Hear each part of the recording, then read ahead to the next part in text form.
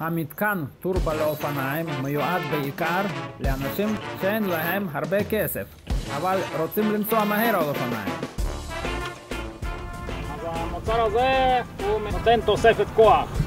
האדם הרגיל, בדרך כלל הוא לוחץ על הפדל קדימה, ואת הפדל השני הוא מחזיר, ועוד פעם לוחץ קדימה.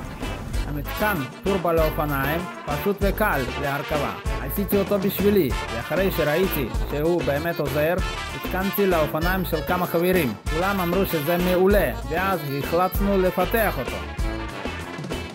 פה נכנס העקב, וזהו. בן אדם דוחף עם העקב, אחורה. באמצעות ההמצאה שני הרגליים עובדות ביחד, טובים השניים מענה אחד.